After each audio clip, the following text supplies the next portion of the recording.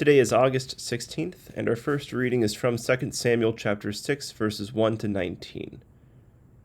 Again David gathered all the choice men of Israel, 30,000, and David arose and went with all the people who were with him from Baal, Judah, to bring up from there the ark of God, whose name is called by the name, the Lord of hosts, who dwells between the cherubim. So they set the ark of God on a new cart, and brought it out of the house of Abinadab, which was on the hill, and Uzzah and Ahio, the sons of Abinadab, drove the new cart. And they brought it out of the house of Abinadab, which was on the hill, accompanying the ark of God, and Ahio went before the ark. Then David and all the house of Israel played music before the Lord on all kinds of instruments of fir wood, on harps, on stringed instruments, on tambourines, on sistrums, and on cymbals. And when they came to Nachon's threshing floor, Uzzah put out his hand to the ark of God and took hold of it, for the oxen stumbled. Then the anger of the Lord was aroused against Uzzah, and God struck him there for his error, and he died there by the ark of God. And David became angry because of the Lord's outbreak against Uzzah, and he called the name of the place Perez Uzzah to this day. David was afraid of the Lord that day, and said, "How can the ark of the Lord come to me?" So David would not move the ark of the Lord with him into the city of David, but David took it aside into the house of Obed-Edom the Gittite. The ark of the Lord remained in the house of Obed-Edom the Gittite 3 months, and the Lord blessed Obed-Edom and all his household. Now it was told to King David, saying, "The Lord has blessed the house of Obed-Edom and all that belongs to him, because of the ark of God." So David went and brought up the ark of God from the house of Obed-Edom to the city of David with gladness. And so it was, when those bearing the ark of the Lord had gone 6 paces, that he sacrificed oxen and fatted sheep. Then David danced before the Lord with all his might, and David was wearing a linen ephod. So David and all the house of Israel brought up the ark of the Lord with shouting and with the sound of the trumpet.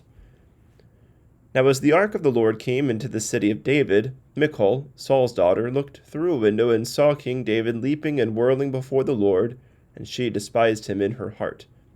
So they brought the ark of the Lord, and set it in its place in the midst of the tabernacle that David had erected for it. Then David offered burnt offerings and peace offerings before the Lord, and when David had finished offering burnt offerings and peace offerings, he blessed the people in the name of the Lord of hosts. Then he distributed among all the people, among the whole multitude of Israel, both the women and the men, to everyone a loaf of bread, a piece of meat, and a cake of raisins. So all the people departed, everyone to his house. This is the word of the Lord. Thanks be to God. Our second reading is from 1 Corinthians chapter 9, verses 1 to 23. Am I not an apostle? Am I not free? Have I not seen Jesus Christ our Lord? Are you not my work in the Lord? If I am not an apostle to others, yet doubtless I am to you, for you are the seal of my apostleship in the Lord. My defense to those who examine me is this: do we have no right to eat and drink? Do we have no right to take along a believing wife, as do also the other apostles, the brothers of the Lord and Cephas? Or is it only Barnabas and I who have no right to refrain from working? Who ever goes to war at his own expense? Who plants a vineyard and does not eat of its fruit? Or who tends a flock and does not drink of the milk of the flock? Do I say these things as a mere man? Or does not the law say the same also? For it is written in the law of Moses, "You shall not muzzle an ox while it treads out the grain." Is it oxen God is concerned about? Or does he say it altogether for our sakes? For our sakes, no doubt, this is written, that he who plows should plow in hope, and he who threshes in hope should be partaker of his hope. If we have sown spiritual things for you, is it a great thing if we reap your material things? If others are partakers of this right over you, are we not even more? Nevertheless, we have not used this right, but endure all things, lest we hinder the gospel of Christ.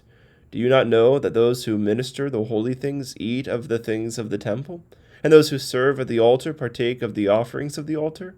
Even so, the Lord has commanded that those who preach the gospel should live from the gospel.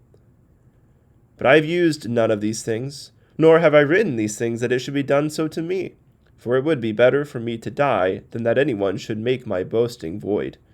For if I preach the gospel, I have nothing to boast of. For necessity is laid upon me. Yes, woe is me if I do not preach the gospel. For if I do this willingly, I have a reward. But if against my will, I have been entrusted with the stewardship. What is my reward then? That when I preach the gospel, I may present the gospel of Christ without charge, that I may not abuse my authority in the gospel. For though I am free from all men, I have made myself a servant to all, that I might win the more. And to the Jews I became as a Jew, that I might win Jews. To those who are under the law, as under the law, that I might win those who are under the law. To those who are without law, as without law, not being without law toward God, but under law toward Christ, that I might win those who are without law. To the weak I became as weak, that I might win the weak. I have become all things to all men, that I might by all means save some. Now this I do for the gospel's sake, that I may be partaker of it with you. This is the word of the Lord. Thanks be to God.